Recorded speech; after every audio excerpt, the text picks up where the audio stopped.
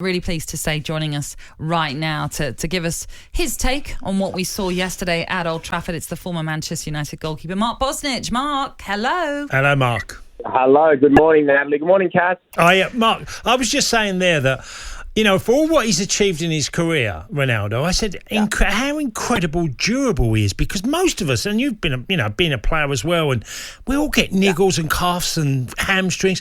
He's been anything but that as a player. Well, he's the physical prowess has never been in question. He's an absolute machine, and that's why when people are saying, "Oh, he's coming back," and he's maybe not the same player, but in terms of his physicality, I mean, you only have to look at him to realise what a physical specimen he is. And I think a lot of people tend to forget as well. They sort of wrote off the fact he scored 101 goals in Serie A over 3 years, and I think it was 134 appearances. Now, Serie A, as you know, is from a defensive perspective, there's not too many better in the world. And I think you saw as well the benefit of the experience that he's gained in terms of playing against packed defences, which you do a lot in Serie A. I mean, to be fair to Newcastle, I thought they were really well organised, especially in that first half. But if you watched him very, very closely, and we had a player cam over here on our coverage, but the runs that he was making, the only thing he wasn't getting was the ball, but he was making runs continually. And even when things went quiet, I think you saw the effect he's going to have on the belief levels on that Manchester United side. I think even when things went quiet, that Manchester United team didn't look like they did, say, maybe a couple of weeks ago, say, against Southampton.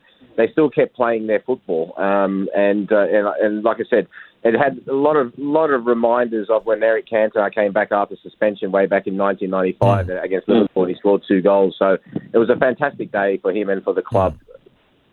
Mark, the second goal, the touch he takes to set himself up, and gets a little bit fortunate, goes through the legs of Freddie Woodman.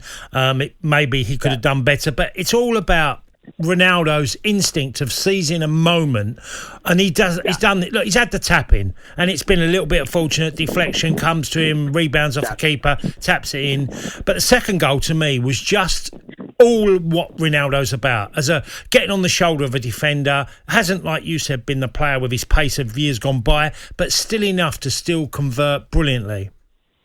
Well, I think and let's talk about that second goal first. And you're exactly right. That touch and the fact that he kept his body between himself and the ball, so when the player come across, he had that little bit of space. To be fair to the goalkeeper, and this is from a goalkeeper's perspective, one of the hardest shots on a one-on-one to stop is straight between your legs. It is very, very difficult, especially if you just take a normal shoulder whip stance. But you saw he still got that pace to get around the player. So, on that little, first couple of metres, he still got that pace enough to do what he did. And in terms of the first goal, to be fair to him, if you watch it very closely, he was the only one who followed up. There was about 3, I think, Newcastle defenders. None of them followed up, and it was a deflection. And I felt sorry for the goalkeeper, but he did follow it up. And like I said, coming back to that second goal, that was a really good example on his left foot. He's still got enough pace and, more importantly, strength to make sure that he puts himself in a position where he can exact the finish. And that was so important then, because Newcastle had come back to 1-1.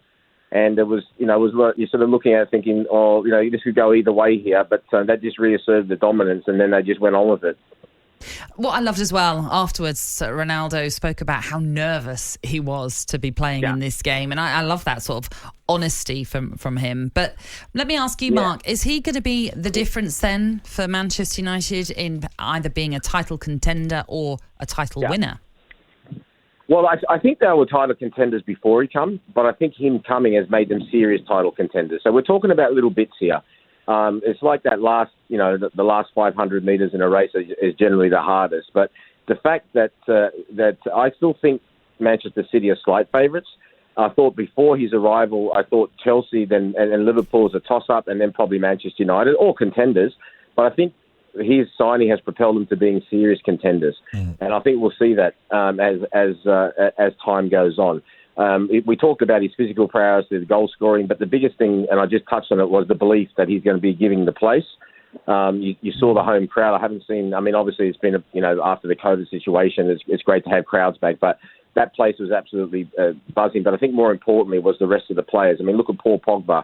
Fernandes, they'll making mistakes, but in the past, sometimes they used to dwell on them. They sort of kept going. Even the players that come on, Lingard, Martial. So there will be that. A lot of those players will want to and Cass, you know this, they just want to impress. You know, he's one of the greatest players of all time, so they will want to impress him and to do really well, and that's just going to go like wildfire throughout the whole side. So I still believe, like I said, that Manchester City are slight favourites, but if they happen to slip up, Manchester United is a serious contender as the other two. It's going to be an exciting title race then, isn't it? It's yeah, brilliant. It is. And, you know, Mark's made a lot of valid points and where this title's going to be. It's going to be, I think it's going to go right to the wire this year. I don't normally say that. But what we've seen, you know, we saw Chelsea with Lukaku, how much he's added, Mark, hasn't he? And, you know, your former club as well. And, you know, they've added more. They have. And we spoke about Lukaku when he arrived. What does he actually give a side? Obviously, the ability to hold the ball up, and you know this is a striker, which is so important for a team. But also the ability, and we saw it yesterday, to go in behind. It was also good as well. Mateo Kovacic, Croatian boy, I really like him as a player, but he's always been a little bit accused of going too much sideways. But I thought yesterday it shows the dimension that he's added to Chelsea, and he gives that ability for those midfielders to play that ball in behind. And he's devastating when he goes in behind as well. And you look at as well on the other end of the pitch, the goalkeeper is outstanding. They are serious contenders. They were, in my opinion, at the start of the season, and they will be. And Liverpool as well. Let's, you know, not rule them out. With Van Dijk coming back, they're going to be right up there. And they showed against Chelsea and in the other games so far exactly the qualities they have. There's so long to go. Injuries, suspensions, maybe perhaps loss of form. You know, anything can happen. And, you know, in the back of, I would say, the three contenders, the serious contenders' minds, with the fact that Manchester City, yes, of course, you want to win the title when you come back to pre-season. That's your first prerogative. But the holy grail for them really is that Champions League.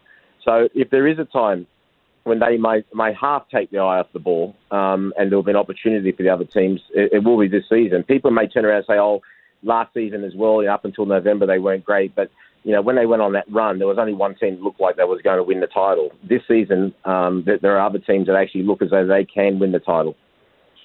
Mark, thank you so much for joining us this morning. Mark. Really appreciate your thoughts. You too.